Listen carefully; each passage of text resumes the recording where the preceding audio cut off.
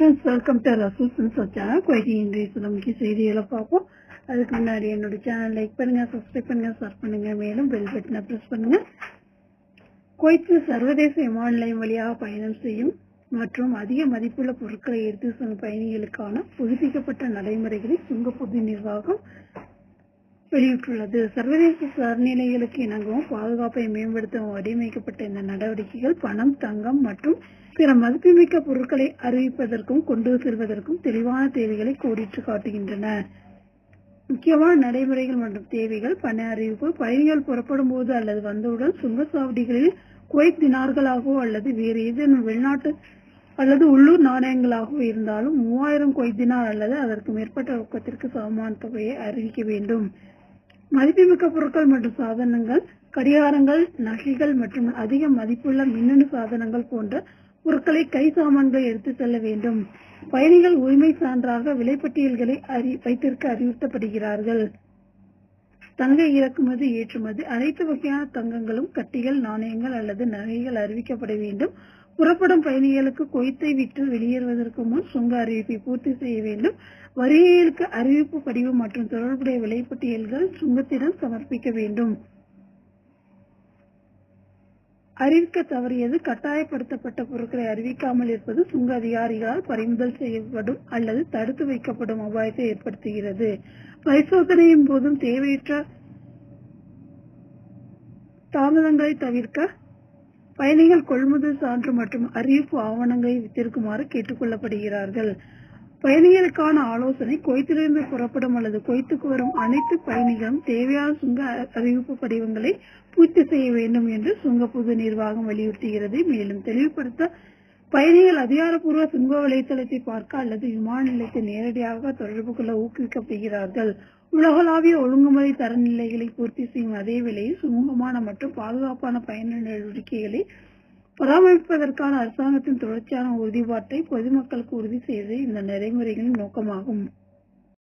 குவைத்தில் 1956ஆம் ஆண்டு பிறந்த ஒருவரின் பெயரில் 44 குழந்தைகள் பட்டியலிடப்பட்டிருந்ததாகவும் அவரது குடியுரிமை கோப்புடன் மொத்தம் 122 சார்புடையவர்கள் இணைக்கப்பட்டிருந்ததாகவும் அதிகாரிகள் சிக்கலான வழக்கை கண்டுபிடித்துள்ளனர். இந்த வழக்கு முதன்முதலில் 2006ஆம் ஆண்டு வெளிச்சத்திற்கு வந்தது. தேசிய புலனாய்வுத்துறை அந்த நபர் வேறொரு வளைகுடா நாட்டில் குடியுரிமை பெற்றிருப்பதை கண்டறிந்து அவரது உண்மையான அடையாளத்தை உறுதிப்படுத்தும் அதிகாரப்பூர்வ ஆவணங்களை எதிர்கொண்ட போது அவர் வளைகுடா குடியுரிமை பெற்றிருப்பதை ஒப்புக்கொண்டு அதை கைவிடுவதாக உறுதியளித்தார். குறிப்பாக அவரது குவைத் அடையாளம் அவரது வளைகுடா அடையாளத்திலிருந்து முற்றிலும் வேறுபடுத்துகிறது. 2017ஆம் ஆண்டில் அந்த நபர் தனது கோப்பில் ஒரு ஏமன் குழந்தையை சேர்த்தது மேலும் சந்தேகங்களை எழுப்பியது. 2025ஆம் ஆண்டில் விசாரணைகள் தீவிரமடைந்தன. மேலும் அவரது சகோதரர்கள் என அடையாளம் காணப்பட்ட 13 ஆண்கள் அழைக்கப்பட்டனர். அவர்களின் தந்தையின் தேசிய கோப்பு ஆய்வு உட்படுத்தப்படுவதாகவும் அவர்களின் உண்மையான மற்றும் மோசடி செய்யக்கூடிய உடன்பிறப்புகள் குறித்தும் அவர்கள்ட்ட விசாரிக்கப்பட்டதாகவும் அவர்களுக்கு தெரிவிக்கப்பட்டது. 13 நபர்களும் தாங்கள் உண்மையில் உயிரியல் சகோதரர்கள் என்பதை உறுதிப்படுத்தினர். அனைவரும் ஒரே தந்தையை பகிர்ந்து கொள்கிறார்கள், ஆனால் மற்ற உடன்பிறப்புகளை தங்களுக்கு தெரியாது என்று கூறினர். டிஎன்ஏ சோதனை இந்த 13 பேரும் உண்மையான உடன்பிறப்புகள் என்பதை உறுதிப்படுத்தியது. இருப்பினும் டிஎன்ஏ பகுப்பாய்வு இறுதியில் 1956இல் பிறந்த மனிதன் 13 உண்மையான சகோதரர்களுடைய இரத்தத்தால் தொடர்புடையவன் அல்ல என்பதை நிரூபித்தது. இதன் விளைவாக அவரது குவைத் குடியுரிமை ரத்து செய்யப்பட்டது. மேலும் அவரது மோசடி உரிமைக்கோரல் மூலம் அதை பெற்ற 122 நபர்களின் குடியுரிமையும் ரத்து செய்யப்பட்டுள்ளது.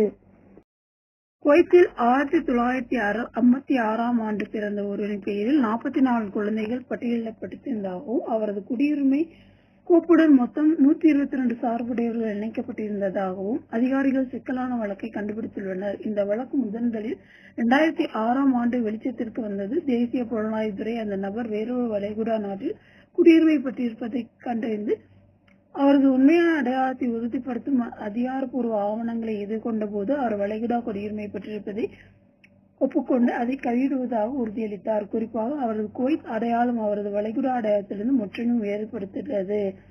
2017ஆம் ஆண்டில் அந்த நபர் தனது கோப்பில் ஒரு ஏமன் குழந்தையை சேர்த்தது மேலும் சந்தேகங்களை எழுப்பியது. 2025ஆம் ஆண்டில் விசாரணைகள் தீவிரமடைந்தன. மேலும் அவரது சகோதரர்கள் என அடையாளம் காணப்பட்ட 13 ஆண்கள் அழைக்கப்பட்டனர். அவர்களின் தந்தையின் தேசிய கோப்பு ஆய்வு உட்படுத்தப்படுவதாகவும் அவர்களின் உண்மையான மற்றும் மோசடி செய்யக்கூடிய உடன்பிறப்புகள் குறித்தும் அவர்கள்ட்ட விசாரிக்கப்பட்டதாகவும் அவர்களுக்கு தெரிவிக்கப்பட்டது. 13 நபர்களும் தாங்கள் உண்மையில் உயிரியல் சகோதரர்கள் என்பதை உறுதிப்படுத்தினர். அனைவரும் ஒரே தந்தையை பகிர்ந்து கொள்கிறார்கள், ஆனால் மற்ற உடன்பிறப்புகளை தங்களுக்கு தெரியாது என்று கூறினர். டிஎன்ஏ சோதனை இந்த 13 பேரும் உண்மையான உடன்பிறப்புகள் என்பதை உறுதிப்படுத்தியது. இருப்பினும் டிஎன்ஏ பகுப்பாய்வு இறுதியில் 1956 பிறந்த மனிதன் 13 உண்மையான சகோதரர்களுடைய இரத்தத்தால் தொடர்புடையவன் அல்ல என்பதை நிரூபித்தது. இதன் விளைவாக அவரது குவைத் குடியுரிமை ரத்து செய்யப்பட்டது. மேலும் அவரது மோசடி உரிமைக்கோரல் மூலம் அதை பெற்ற 122 நபர்களின் குடியுரிமையும் ரத்து செய்யப்பட்டுள்ளது. இன்றைய சில முக்கிய செய்திகளை பார்த்து உங்கள் அனைவரின் நல்லாதவுடன் எனது இனிய பயணத்தை தொடர அடுத்த தகவலை சந்திப்போம் என கூறி இடைபெறுவது உங்கள் ரசூல் அன்சார். நன்றி, வணக்கம்.